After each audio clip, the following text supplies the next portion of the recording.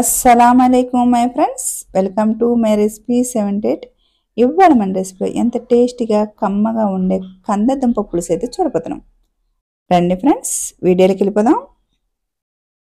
ముందుగా ఇలా కందదుంప తీసుకుని కడిగి ఇలాగా కట్ చేసుకోవాలి. కందదుంప పైన పొట్టు తీసేటప్పుడు చెయ్యి అంతా దురద వస్తుంది. ఆ దురద రాకుండా ఉండాలంటే చేతికి కొద్దిగా ఆయిల్ రాసుకొని తీస్తే దురద అయితే ఉండదు. పైన తోలంతా ఇలాగా శుభ్రంగా చెక్కి తీసుకోవాలి. కందదుంప ఫ్రై చేసుకోవచ్చు, పప్పులు వేసుకోవచ్చు, అలాగే పచ్చడి కూడా చేసుకోవచ్చు. కందదుంప ఇచ్చి హెల్త్కి అయితే చాలా మంచిది. ఫైల్స్ ఉన్న వాళ్ళు అయితే కందదుంపను ఉడకపెట్టుకుని తింటే బాగా తగ్గుతుంది. ఇలాగా అంత కందదుంప అంతా ఇలా తీసుకొని చెప్పుకోవాలి. ఇప్పుడు అంతా ఇలాగా ఒకే లెవెల్గా కట్ చేసుకోవాలి.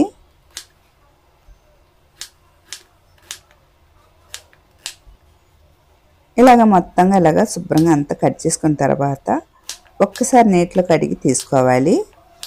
ఇప్పుడు స్టవ్ మీద అయితే నీళ్ళు పెట్టాలి. నీళ్ళు పెట్టేసిన తర్వాత దీంట్లో కొద్దిగా పసుపు వేసుకోవాలి. ఇలా పసుపు వేసుకున్న తర్వాత కట్ చేసి పెట్టుకున్న కందదుంప అంతా ఇప్పుడు నీటిలో వేసుకోవాలి. నీటిలో వేసుకున్న తర్వాత ఒక 70% వచ్చేంత వరకు ఉడికించుకోవాలి. మసాలా చూద్దాము. ఒక 3 టమాటా పళ్ళు, ఒక పెద్ద సైజు నిమ్మకాయ సైజు అంత చింతపండు తీసుకొని నానబెట్టుకోవాలి. 1 ఉల్లిపాయ కట్ చేసుకోవాలి. 3 పచ్చిమిరపకాయలు, 2 టేబుల్ స్పూన్ కారపొడి, 2 టేబుల్ స్పూన్ ధనియాల పొడి, 1/2 టేబుల్ స్పూన్ జీలకర్ర పొడి, ఏపీ పౌడర్ చేసి పెట్టుకున్న సోంపు 1/2 టేబుల్ స్పూన్, సరిపడా ఉప్పు. ఇప్పుడు కందదుంప ఉడకపెట్టాం కదా, 70% ఉడికిందా లేదా చూద్దాము. ఇలా తీసుకున్న తర్వాత కత్తితోటి ఇలాగంటే తెలిసిపోతుంది, మెత్తగా ఉంటుంది. ఇప్పుడైతే 70% అయితే ఉడికిపోయింది. ఇప్పుడు దించేసి నీళ్ళంతా వార్చేసి పక్కన పెట్టేసుకోవాలి. ఇప్పుడు స్టవ్ మీద ఒక కళాయి పెట్టుకోవాలి. కళాయి పెట్టేసుకున్న తర్వాత ఒక 2 టేబుల్ స్పూన్ ఆయిల్ వేసుకోవాలి. ఇలా ఆయిల్ వేసుకున్న తర్వాత ఇప్పుడు కొద్దిగా మెంతులు, ఆవాలు, శనగపప్పు, మినపప్పు 1 టేబుల్ స్పూన్ వేసుకోవాలి. వేసుకొని బాగా కలుపుకోవాలి. బాగా చిటపటలాడిన తర్వాత 1 ఉల్లిపాయ కట్ చేసిన ఉల్లిపాయ ఇప్పుడు ఇందులో వేసుకోవాలి. ఇలా వేసుకున్న తర్వాత బాగా కలుపుకోవాలి. ఇప్పుడు దీంట్లో కరివేపాకు కొద్దిగా వేసుకోవాలి. ఇలా వేసుకున్న తర్వాత బాగా కలుపుకోవాలి. ఇప్పుడు ఒక 4-5 ఎల్లుల్లి రెమ్మలు తీసుకొని సన్నగా కట్ చేసుకుని వేసుకోవాలి. ఇప్పుడు 3 టమాటాలని మిక్సీలో వేసుకొని బాగా ఫైన్గా ఆడించుకొని ఇప్పుడు ఆ పేస్ట్ని ఇప్పుడు ఇందులో వేసుకోవాలి. ఇలా వేసుకొని ఒక 2 నిమిషాలకి బాగా ఉడికించుకోవాలి. ఇలా బాగా 2 నిమిషాలు ఉడికిన తర్వాత పచ్చిమిరపకాయలు మధ్యలో కట్ చేసి ఇలా వేసుకోవాలి.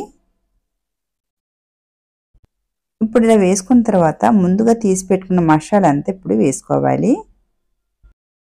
2 టేబుల్ స్పూన్ కారపొడి, 2 టేబుల్ స్పూన్ ధనియాల పొడి, 1/2 టేబుల్ స్పూన్ జీలకర్ర పొడి, 1/2 టేబుల్ స్పూన్ సోంపు, 1/2 టేబుల్ స్పూన్ పసుపు. ఇప్పుడు ఇలా వేసుకున్న తర్వాత 1 నిమిషానికి బాగా కలుపుకోవాలి.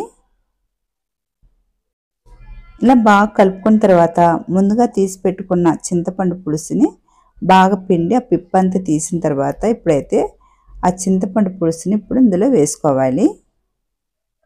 చింతపండు పులుసు వేసేటప్పుడు ఎప్పుడైనా సరే ఇలా చెయ్యి అడ్డు పెట్టుకొని వేయాలి, లేకుంటే దాంట్లో పిప్ప అంతా ఇలాగ పడిపోతుంది. ఇప్పుడు ఒకసారి బాగా కలుపుకోవాలి. ఇలా కలుపుకున్న తర్వాత ఇప్పుడు సరిపడైతే ఉప్పు వేసుకోవాలి. ఇప్పుడు ఒకసారి బాగా కలుపుకోవాలి. ఇలా కలుపుకున్న తర్వాత గ్రేవీని 1 నిమిషానికి ఉడికించుకోవాలి. ఇలా 1 నిమిషానికి బాగా ఉడికిపోయిన తర్వాత ముందుగానే ఉడికించి పెట్టుకున్న కందని ఇప్పుడు ఇందులో వేసుకోవాలి.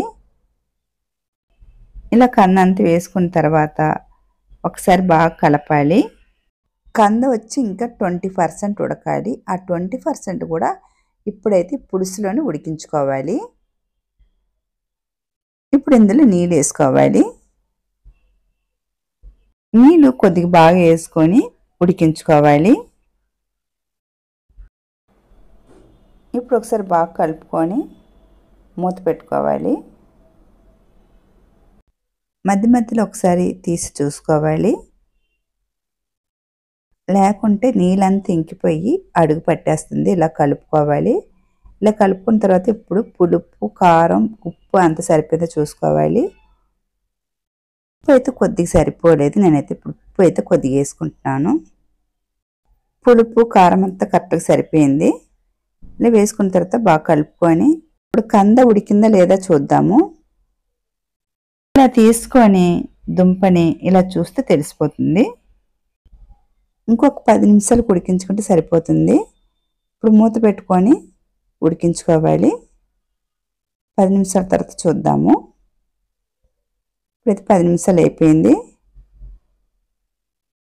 కందదుంప పులుసు అయితే ఇప్పుడైతే రెడీ అయిపోయింది. కంద కూడా చూసారా బాగా ఉడికిపోయింది. ఇప్పుడైతే సర్వ్ చేసుకుందాము.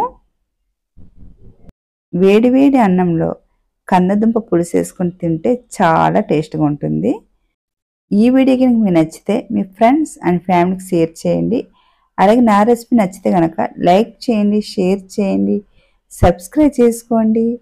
చూసేవారైతే ఒక లైక్ అయితే కొట్టేయండి. బాయ్ ఫ్రెండ్స్, మరొక వీడియోలో మళ్ళీ